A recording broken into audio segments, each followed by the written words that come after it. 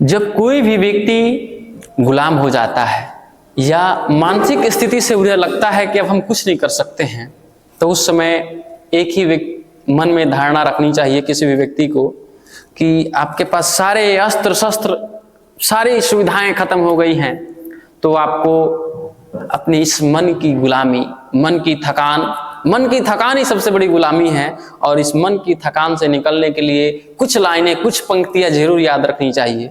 और उन लोगों के लिए जो अपने मन की थकान की गुलामी से भर गए हैं और उठना नहीं चाहते हैं, कि मांगती ये बेड़िया हाथ पांव की बलि, अरे कैद में ही जूझने से काट के ही हो बलि।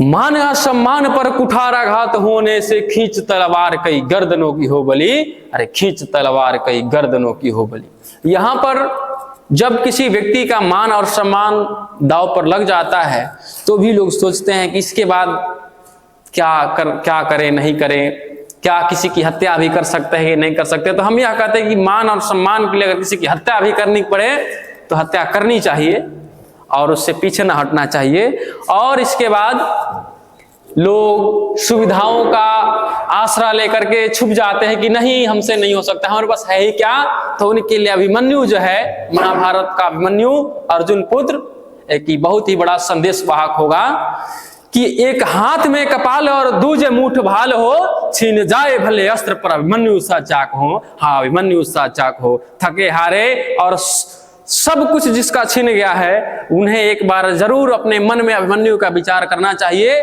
और एक बार जरूर अभिमन्यु का चेहरा अपने सामने लाना चाहिए। तब पता चलेगा कि कहीं ना कहीं हमारे पास बहुत सारे चीज हैं जो हम लड़ सकते हैं। हम अभिमन्यु से भी लाचार नहीं है। एक लाचार व्यक्ति अभिमन्यु, जो रण क्षेत्र में हजारों योद्धा उस पर वार कर रहे हैं और एक भी अस्त्र उसके पास नहीं है, फिर भी वह एक चक्के के सहारे लड़ रहा है। कैसा सूरवीर है। और हम सारी सुविधाओं के बाद भी थक गए हैं, हार गए हैं।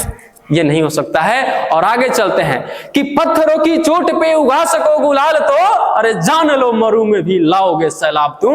हाँ, लाओगे सैलाब तुम। अगर आप थक गए हैं, हार गए हैं, तो गुलाब तो मिट्टी पे सब उगाते हैं, लेकिन हम पत्थरों पे गुलाब उगाने का कार्य करेंगे। और जब पत्थरों पे गुलाब का पौधा अगर उगा लेते हैं और गुलाब की सुगंध पा लेते हैं, तो जान लीजिए कि मरु में भी हम, मरुस्थल में भी हम एक समुद्र का सैलाब ला सकते हैं। कहते हैं कि बाबू मेरा कहना मान लो, नहीं तो आगे चल करके पछताओगे। तो मान लेना चाहिए, हमारे कहने से उनका कहना मान लेना चाहिए। नहीं तो हो सकता है कि आगे चल करके हमें अपनी जान भी गंवानी पड़े उनका कहना ना मानने के लिए। तो मान करके उनके बताए गए रास्तों को भी थोड़ा ध्यान रखना चाहिए। तो कहा जाता है कि है मानना अगर तुम्हें तो मेरा कहा मान लो, है जानना अगर तुम्हें तो जान दे के जान लो, यानी कि जान भी चुकानी पड़ सकती है। और है देखना अगर तुम्हें, यानी कि बहुत सारे लोग थक जाते हैं बीच में, तो उनको धीरे धीरे प्रयास करके आगे निरंतर बढ़ते रहना चाहिए समस्याओं को झेलते हुए। तो है देखना अगर तुम्हें तो बढ़ते चलो झेल कर, अरे है मालिक का हाथ अब तू देर करना देर कर, है मालिक का हाथ अब तू देर करना देर कर। हाँ, मांगती ये बेड़िया हाथ पांव की बलि, अरे कैद में ही जूझने से काट के ही हो बलि। हाँ, कैद में ही जूझने से काट के ही हो बलि। नमस्कार, प्रणाम। अपनी हौसला बनाए रखें और हम आपके साथ हैं। जय हिंद, जय भारत।